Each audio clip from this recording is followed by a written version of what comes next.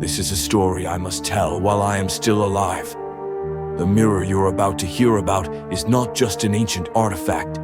It kills, and I'm close to figuring out why. Did you know that certain objects in the world carry more than just the weight of their age? Some hold a power so dark that it seems to stretch beyond time and space. Among these objects, one stands out: the mirror. An artifact that's been connected to death and sorrow for centuries, moving from one owner to the next, always leaving a trail of destruction.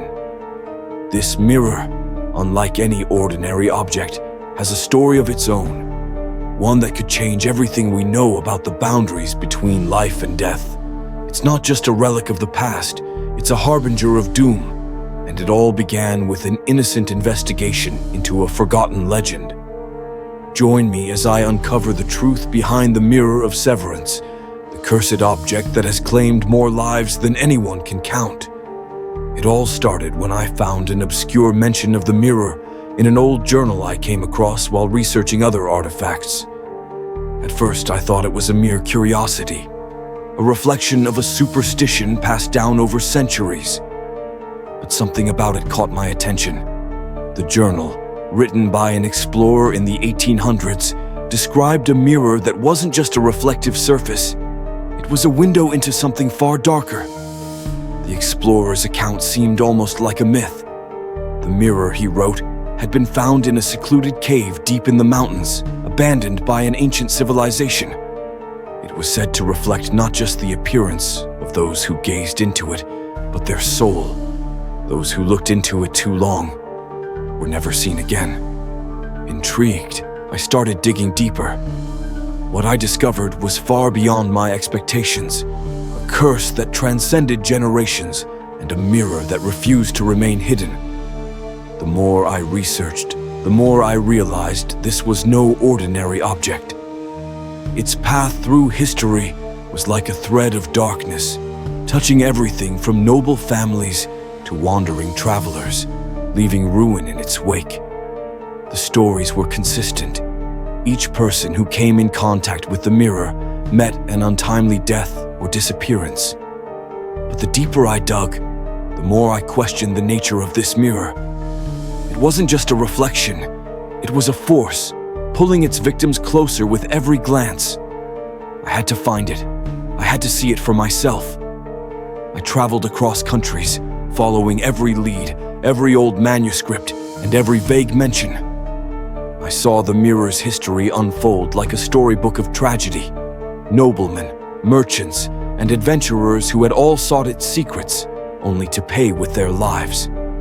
It was in a small, remote auction house that I found it, the mirror. Hidden among a collection of ancient artifacts, its tarnished silver frame caught my eye. Its surface, cracked but intact, seemed to pulse with a strange energy.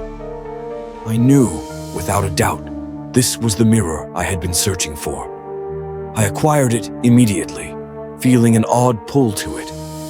As I held it in my hands, I could feel the weight of its history, the darkness that it carried. And yet, something else, a curiosity, a need to understand it. I had to know what made it so dangerous. At first, the mirror seemed like any other. It was beautiful, yes, but nothing extraordinary. That was, until I looked into it for the first time. I saw myself, my reflection, but something was wrong. The image flickered, like a shadow moving behind me. I turned around, but the room was empty. My heart raced. Was it just my mind playing tricks? The next few days were filled with strange occurrences. Shadows where there shouldn't be any. Whispers in the silence. But the most terrifying thing was the feeling that the mirror was calling to me, drawing me closer with every passing hour. It didn't take long for the first person to vanish. My research assistant, a young woman named Sarah, was the first to go. One morning, I came into the office to find her desk untouched, her chair askew, and no sign of where she had gone. Her car was still parked outside, and there were no traces of any struggle. It was as if she had simply vanished. As the days passed, I couldn't shake the feeling that the mirror was somehow involved, that it had claimed her, just as it had claimed others before her. And it wasn't just Sarah. People around me, friends, colleagues, started to disappear one by one, always without a trace. It was as though they had been absorbed into the very reflection of the mirror, their existence swallowed by its dark power. I spent countless nights researching, trying to find any explanation for the mirror's power. What I uncovered was a tale far older than I had imagined. The mirror, it seemed, was created by an alchemist in the 14th century. His goal had been to create a device that could peer into the realm of the dead, a way to glimpse the souls of the departed. But instead of reaching into the afterlife, the mirror opened a door to something far darker, a place where the boundaries between life and death became blurred. Those who looked into it were not just gazing into their own reflections, they were seeing something far worse, something that would take them from this world and trap them in the mirror forever. As I write this, I feel the pull of the mirror once more. It sits across the room, watching me. Every time I glance at it, I feel my soul being drawn in, inch by inch. I can no longer deny it. The mirror is alive, in its own twisted way. It feeds on those who look into it, and I fear it has begun to feed on me as well. If you find this story, heed my warning. Do not seek the mirror. Do not look into it, not even for a second. Because if you do, you may see something staring back, something that will never let you go. Is the mirror of severance truly cursed, or is it a reflection of our own fears and desires? Can a simple object hold such power, or is it the darkness inside us that gives it life? The answer, perhaps, lies within the mirror itself. But be warned, some questions are better left unanswered.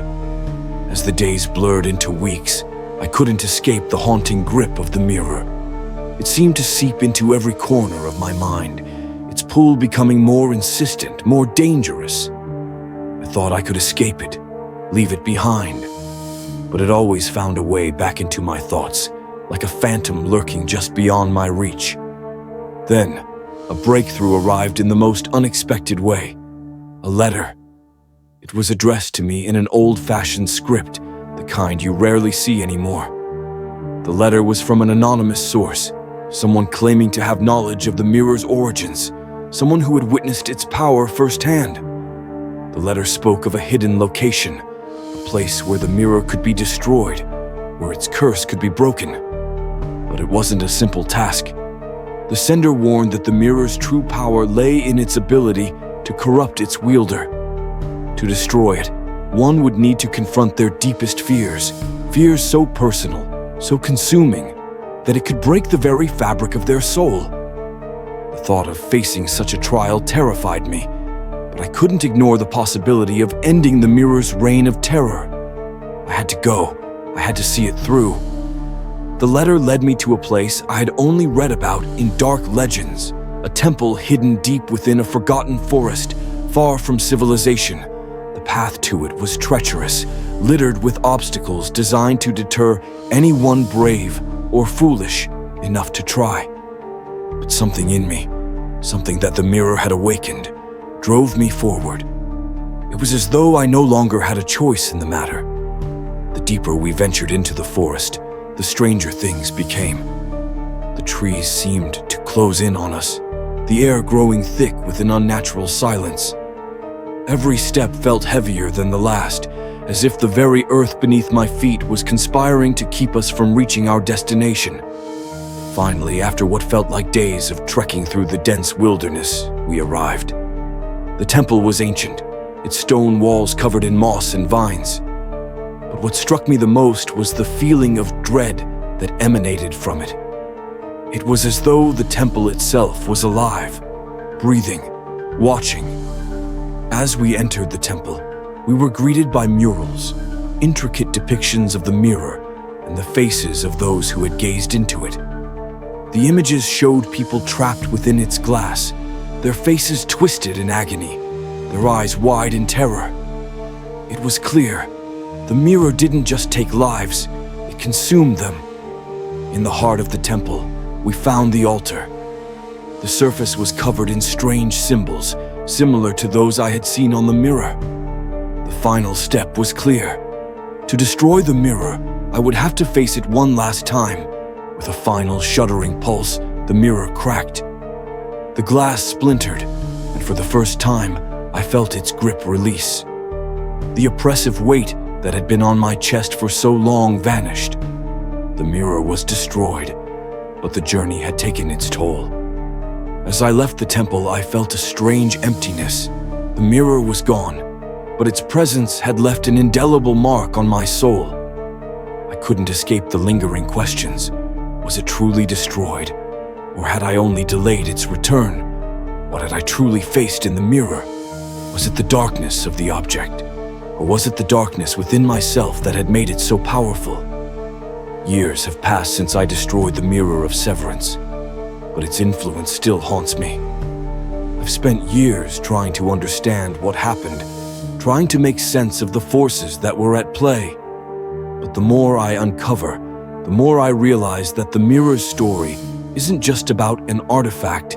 It's about the nature of our own fears, our own desires, and how easily they can take control. If you ever come across a mirror like the one I faced, know this: it's not just a reflection, it's a doorway. And once you step through, there's no going back. The mirror may be gone, but the questions it raised will stay with me forever. What if some objects are not just cursed, but alive in ways we cannot comprehend? What if we are the ones who give them power through our own fears and vulnerabilities? The story of the mirror may be over for me, but for others, it's just beginning. If you found this video, don't make the same mistakes I did. Destroy the mirror before it's too late.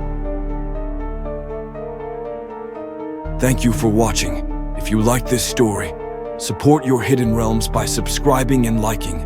Then I can please you with new mysterious stories.